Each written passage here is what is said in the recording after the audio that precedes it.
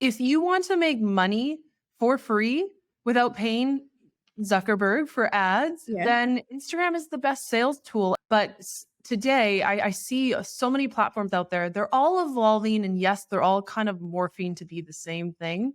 But Instagram still. Today, we are going to have a really impactful conversation all about how to beat social media overwhelm. And I have with me ELISE Dharma. We are going to just basically dive right in because we are on a mission to make social media not so overwhelming for you, because it is a necessity. Because I still think that there are too many business owners, whether you're a coach, a practitioner, a service provider, a creative, whatever it is, whether you have a small business or a big business, that doesn't understand what Instagram is, right? And how it's used as an asset. Because I hear this all the time, like, ugh, do I have to do social media? Like, I don't like Zuckerberg. I'm like, whatever. Like, you should really think about getting over that. Because it is an advertising tool. It is such a powerful tool. And, I don't use it even nearly as well as I should be, as much as I should be. Do you want to just talk a little bit about sort of the overall power of it from like a use case scenario? Absolutely. I think you set that up really well, because I describe Instagram as the greatest free sales tool that we as business owners have, and small business owners, right? We're not corporations with 20 plus employees. We're often solopreneurs, or we have a VA and a couple handful of team members. Like, if you want to make money for free without paying Zuckerberg for ads, Yeah. then Instagram is the best sales tool. And of course, I'm biased because I've been in this world since 2013, so 10 years now. But today, I see so many platforms out there. They're all evolving, and yes, they're all kind of morphing to be the same thing. But Instagram still today has the best features for business, and specifically ways for you to get visibility, like go viral or get in front of your key audience, ways for you to engage with your key audience, like stories are really good for that. Then ways for you to generate leads, and then ways for you to close sales. And generally lead gen and sales happen in the DMs, and no other platform has robust DMs like Instagram. TikTok is just starting to get there. I just saw some news come out in the last week that TikTok is now allowing you to change your settings so that anyone can DM you. It hasn't been that way. In the past, you've had to both mutually follow each other in order to DM.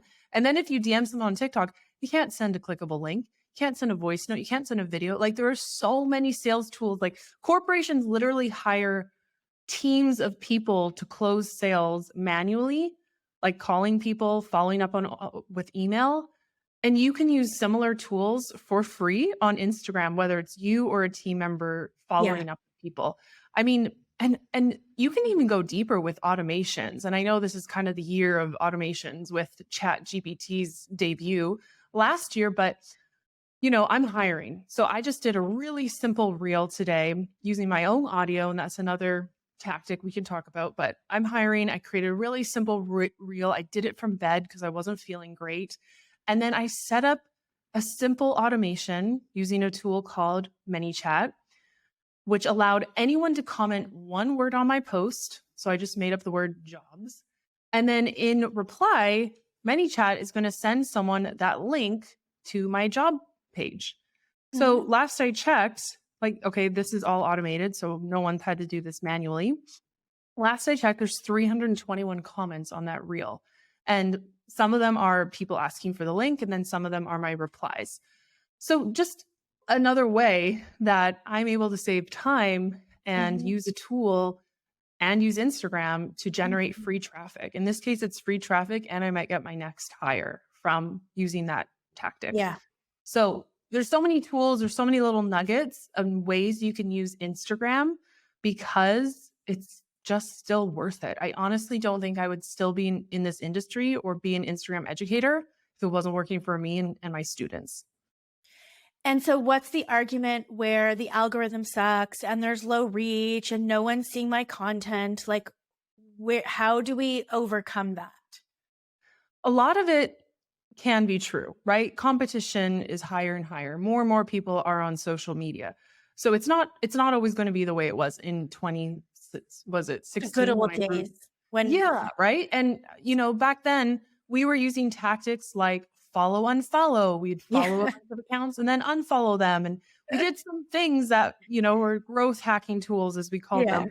And they worked, but they didn't necessarily attract buying or paying customers, right? It wasn't right. that quality audience. So I like to tell my audience, yes, you do have to evolve with the times. You can't continue to do what worked 2 years ago. So that's why a lot of my products and a lot of my trainings focus on keeping people in the loop of what's working today, especially with short form video because that's the big one.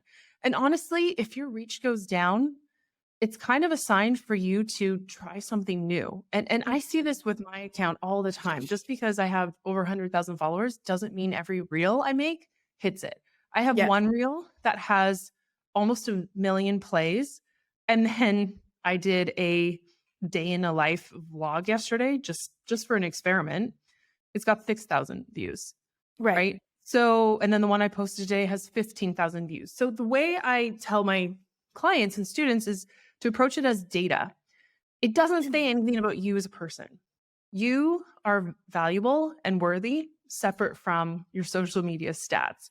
What it says to me is that, okay, that type of content, people really resonated with it, or people didn't really care for that, or there's maybe some tweaks I can make. So I really like to approach it as like a data scientist in a way, and Mhm. none of it's personal. And that's something that I really had to overcome myself because I'm an Instagram educator. And so you have all this imposter syndrome if your account's not performing and all that stuff.